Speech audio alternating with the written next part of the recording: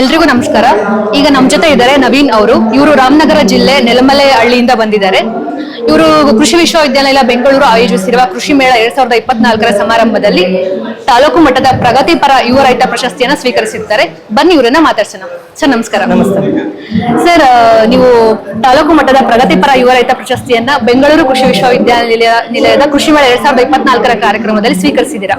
ಇದಕ್ಕೆ ಮೊದಲನೇದಾಗಿ ನಮ್ಮ ಅಭಿನಂದನೆಗಳು ಸರ್. ನೀವು ನಿಮ್ಮ ಹಳ್ಳಿಯಲ್ಲಿ ಯಾವ ತರಹದ ಕೃಷಿಯನ್ನ ಮಾಡ್ತಾ ಇದ್ದೀರಾ, ಯಾವ ಕೃಷಿ ಪದ್ಧತಿಗಳನ್ನ ಅನುಸರಿಸ್ತಿದ್ದೀರಾ, ನಮ್ಗೆ ಸ್ವಲ್ಪ ಪರಿಚಯ ಮಾಡ್ಕೊಡಿ ಸರ್. ಮೊದಲಿಗೆ ನಾನು ಸೀಸನಲ್ ಕ್ರಾಪ್ ಏನಿತ್ತು ಅದನ್ನ ಬೆಳೀತಾ ಹೋಗ್ತಿದ್ದೆ.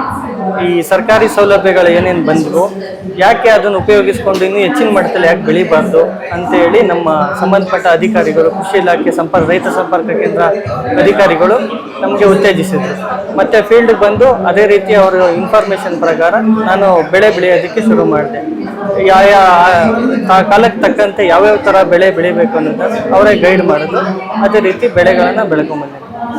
ಈಗ ಹಬ್ಬ ಹರಿದಿನಗಳಿಗೆ ಬೇಕಾದಂಥ ಹೂಗಳನ್ನು ಯಾವ ಸೀಸನಲ್ಲಿ ಹಾಕಬೇಕು ಏನು ಅನ್ನೋದನ್ನ ತಿಳುವಳಿಕೆ ನೀಡಿದ್ರು. ನಾವು ಪ್ರತಿ ವರ್ಷನೂ ಅದೇ ರೀತಿ ಹೂವುಗಳನ್ನು ಬೆಳ್ಕೊಂಡ್ ಬಂದ್ವಿ.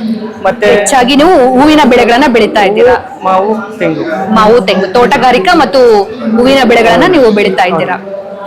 ಮತ್ತೆ ಸರ್, ಇವಾಗ ಹವಾಮಾನ ಬದಲಾವಣೆ ಅನ್ನೋದು ಪ್ರಚಲಿತದಲ್ಲಿರುವ ಒಂದು ವಿಷಯ.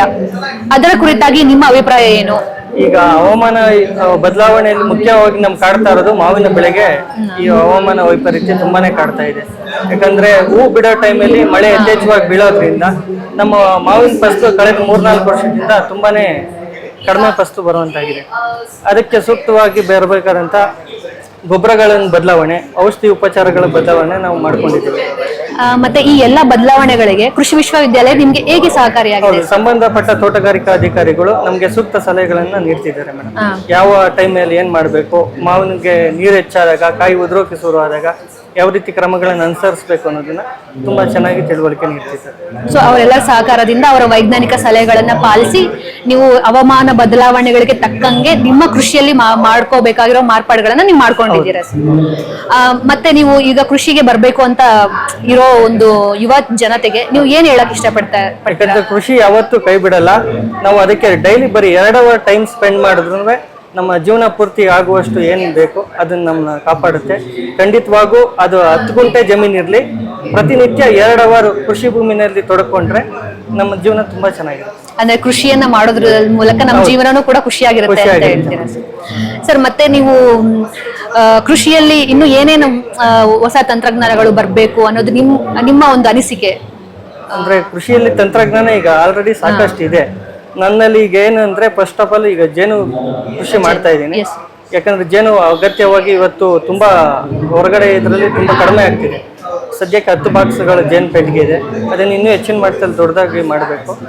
ಮತ್ತೆ ಈ ಪಪ್ಪಾಯಿ, ಮಾವು, ತೋಟಗಾರಿಕಾ ಬೆಳೆಗಳೇನಿದೆ ಅಂದ್ರೆ ನಮ್ಗೆ ಕಡಿಮೆ ಸಮಯದಲ್ಲಿ ಹೆಚ್ಚು ಲಾಭ ಬರುವಂತ ಬೆಳೆಗಳನ್ನ ಬೆಳ್ಕೊಂಬೋದು. ಒಟ್ಟಾರೆಯಾಗಿ ನೀವು ಸಮಗ್ರ ಕೃಷಿಯನ್ನು ಮಾಡ್ತಾ ಇದ್ದೀರಾ.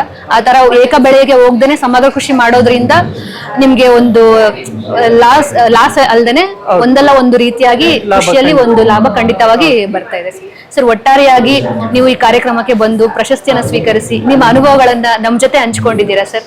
ಎಲ್ಲ ಸಮಯಕ್ಕಾಗಿ ನಿಮ್ಮ ಅಮೂಲ್ಯ ಸಮಯವನ್ನ ನಮ್ ಜೊತೆ ವಹಿಸಿದ್ದಕ್ಕೆ ತುಂಬಾ ಧನ್ಯವಾದಗಳು.